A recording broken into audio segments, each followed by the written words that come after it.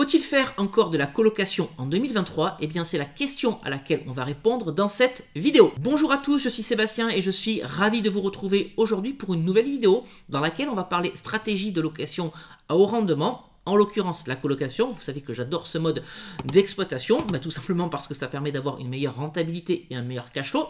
Mais la question qu'on pourrait se poser, est-ce qu'il y a encore de la place pour investir en colocation ?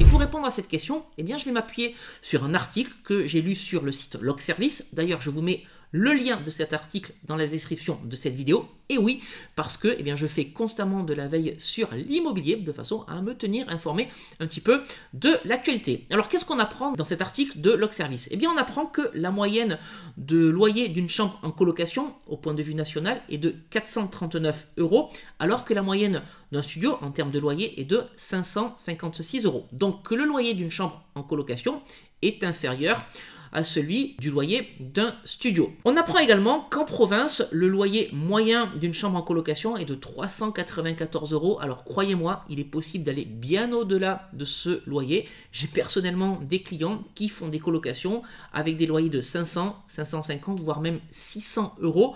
Sans être dans des villes en zone tendue comme Lyon, Bordeaux ou encore Toulouse ou Lille, mais tout simplement parce qu'ils achètent des appartements, les rénovent avec goût et apportent énormément de qualité et de service à l'intérieur de leur colocation. Alors bien entendu, je le confirme, on peut avoir des loyers en colocation bien plus élevés que sur certains studios.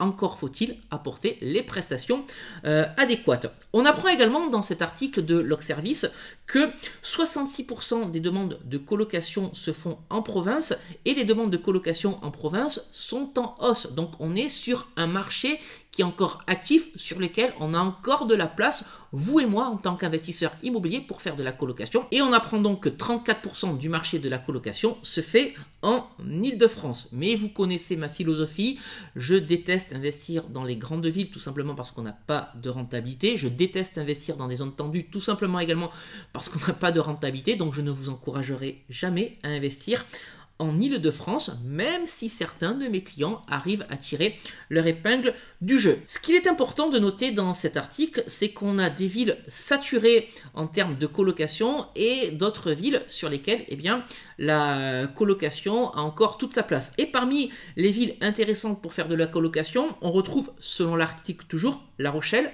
Paris, Lyon, Rennes, ou encore Metz. Mais ce ne sont pas forcément des villes dans lesquelles je vous encouragerai à investir, en tout cas sur La Rochelle, Paris, Lyon ou Rennes, tout simplement parce que le prix de l'immobilier est très élevé. Donc vous aurez peu de rentabilité et moins de cash flow que si vous investissiez dans des villes où le prix du mètre carré ou le prix de l'immobilier va être inférieur. Ce que nous dit également l'article, c'est qu'il y a des villes où il ne faut pas aller en termes de colocation, bien tout simplement parce qu'il y a plus d'offres que de demandes. Et là, on nous cite quelques villes comme Saint-Étienne, Nîmes, Nancy, Amiens ou encore Reims. Et donc l'intérêt lorsque vous allez vouloir vous lancer dans un projet de colocation, eh bien c'est ne pas aller dans ces marchés tendus, mais de ne pas aller dans ces marchés également qui sont non tendus. L'objectif, c'est de tomber dans un endroit, dans une ville, après étude de marché bien entendu, où vous serez certain d'avoir de la demande en fonction de l'offre de location que vous allez proposer. Et encore une fois, vous connaissez ma philosophie, il faut bien entendu proposer des logements de qualité. Maintenant, on peut s'intéresser aussi sur le profil des colocataires. Qui sont les personnes qui en 2023 veulent encore faire de la colocation? Eh bien, selon l'article, 87% des personnes qui veulent faire de la colocation sont des personnes seules, donc ce ne sont pas forcément des groupes d'amis, de 2-3 amis qui souhaitent se mettre ensemble dans une colocation. Non, 87% du marché, ce sont des personnes seules et 77% des personnes qui souhaitent vivre en colocation n'ont pas une date limite. C'est-à-dire que ce sont des personnes qui veulent faire de la colocation sans se dire dans 6 mois ou dans 9 mois, dans 6 mois à la fin de mon stage ou dans 9 mois à la fin de mon année scolaire, je vais arrêter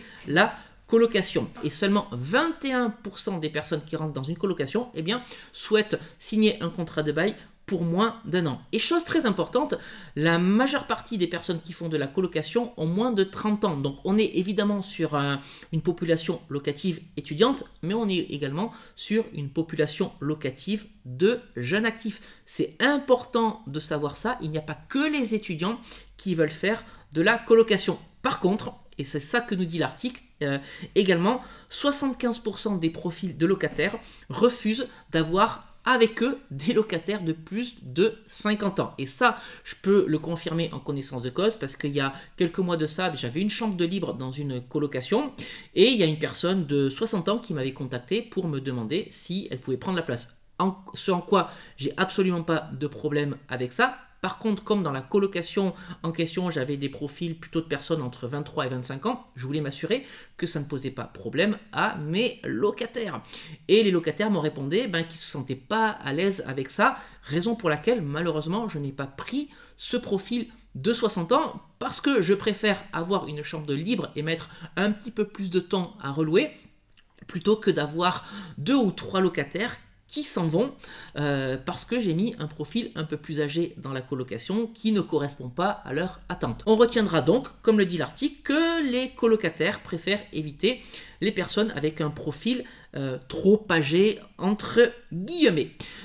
Phénomène nouveau, il y a encore 2-3 ans, eh bien, les personnes qui vivaient en colocation étaient majoritairement des jeunes actifs, et aujourd'hui, on se rend compte, en tout cas c'est la tendance, que le pourcentage de locataires, le pourcentage d'étudiants augmente, et on a aujourd'hui une plus grande proportion de colocataires de type étudiant plutôt que de colocataires de type jeune actif. Et là, il y a une explication toute simple, on a l'effet Covid qui est passé par là.